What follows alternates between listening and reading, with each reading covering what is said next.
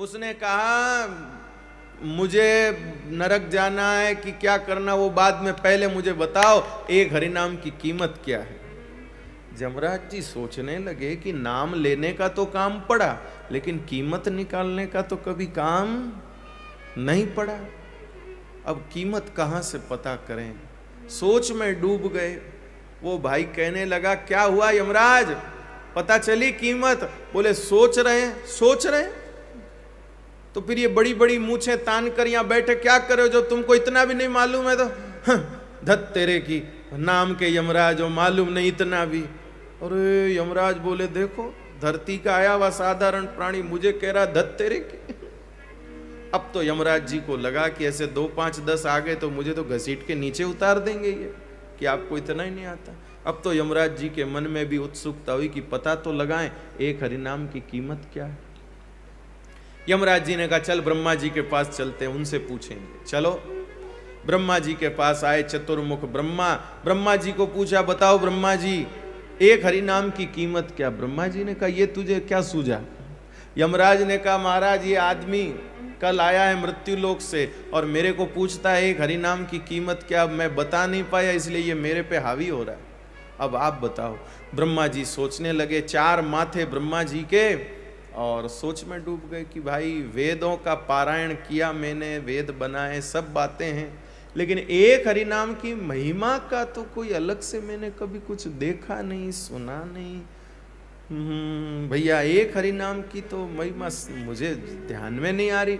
भाई बोला फिर ये 4 माथे यूं ही बोझा लिए घूम रहे हो, एक हरिनाम की कीमत नहीं पता तुमको? फिर अरे ब्रह्मा जी बोले ये कैसे बोल रहा है इस प्रकार से? यमराज ने कहा जो उत्तर नहीं देगा वो यूं ही सुनेगा।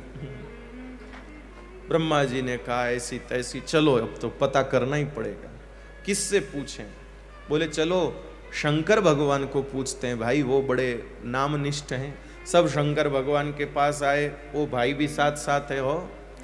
शंकर भगवान को पूछा है भोलेनाथ आप बताइए एक हरिनाम की कीमत क्या है? शंकर भगवान बोले भाई रात दिन हरिनाम तो लेता हूं लेकिन कीमत का मैंने कभी वो किया नहीं, हिसाब किताब किया नहीं, सो कीमत तो मुझे नहीं पता। भाई बोला यूं ही जटाएं बढ़ा के बर्फ में बैठे हो, नाटक करते हो, पता नहीं एक हरिनाम की कीमत, और बाबा बनते हो हैं? शिव जी बोले ये कौन आदमी है जो इस तरह की वाचालता कर रहा? ब्रह्मा जी बोले जो नहीं बताएगा वो सुनेगा।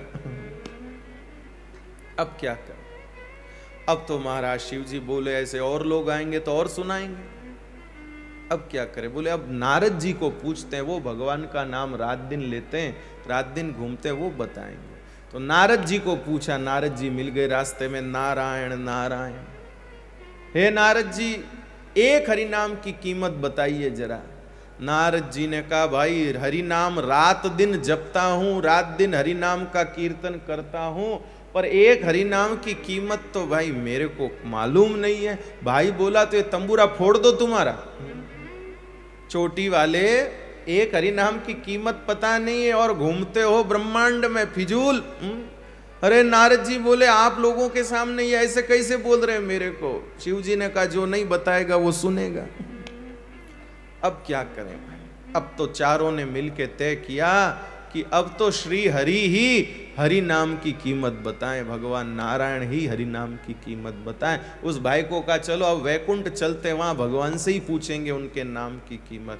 भाई बोला तुम कब से घुमा रहे हो, मेरे को किसी को आता जाता तो है नहीं, मैं घूम घूम के परेशान हो गया, अब मैं तो पैदल तो चलूंगा नहीं, अब पालकी में बिठा के ले जाओ तो चलता हूं, नहीं तो नहीं चलता हूं। अरे जमराज बोले बड़े भाव आए तेरे।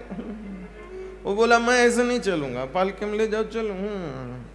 तो चल भाई पालकी में बैठ के ले जाते हैं तेरे को, बुलाओ भाई 4 आदमियों को बुलाओ पालकी उठाने के लिए। भाई बोला तुम 4 क्या करोगे, साथ तो चलना ही है, पालकी उठा के ले चलो और क्या। बोले हम उठाएं? बोले और नहीं तो क्या, कोई और मैं नीचे से बुलाऊं क्या, उठाओ चलो। हे भगवान, नारद जी ने कहा चलो भाई उत्तर जानना है तो उठाओ इसको। और वो महाराज पालकी में भाई साहब बैठे और वो ये चारों बेचारे पालकी उठा के वैकुंठ में प्रवेश किए। जय विजय ने द्वार खोल दिया। भाई इतने बड़े महापुरुष आ रहे हैं कि शिव जी ब्रह्मा जी पालकी उठा के ला रहे हैं तो कौन रोके। ठाकुर जी शेषनाग के ऊपर विराजमान थे, उन्होंने देखा कि ओ हो एक पालकी में एक व्यक्ति बैठे हैं और नीचे ब्रह्मा जी, नारद जी, शिव जी, यमराज पालकी उठाए हुए आ रहे हैं। भगवान ने सोचा ये कोई बहुत बड़े सिद्ध महात्मा लगते हैं जिनको ये देवता उठाए ला रहे हैं, मुझे भी थोड़ा आदर देना चाहिए। तो भगवान भी थोड़े व्यवस्थित होकर के यूं ऐसे यूं लेटे हुए थे, तो उनको देख के भगवान भी यूं सीधे बैठ गए, दुपट्टा वगैरह ठीक ठाक कर लिया, भाई आ रहे हैं।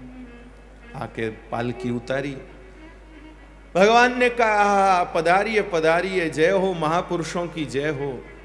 आज इन महापुरुष को कहां से लेके आए हैं? ब्रह्मा जी ने कहा माते के महापुरुष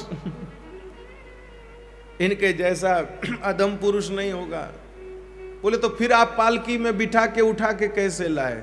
बोले महाराज इसने यमराज को पूछा एक हरि नाम की कीमत क्या, वो बता नहीं पाए। मुझे पूछा, मैं न बता पाया। शिव जी को पूछा, वो न बता पाए। नारद जी को पूछा, वो न बता पाए। अब क्या करते, हम लोगों को जानने की उत्कंठा हुई, तो इसलिए हमको इसे बोझे को उठा के यहाँ लाना पड़ा। तो अब बोले अब क्या? वो भाई बोला अब क्या? क्या अब देखो इतनी दूर से आने के अब, अरे अब क्या बताओ, तुम बताओ एक हरि नाम की कीमत क्या है? भगवान ने कहा वाह भाई वाह, इधर आओ। भगवान ने उस व्यक्ति को अपने पास बुलाया।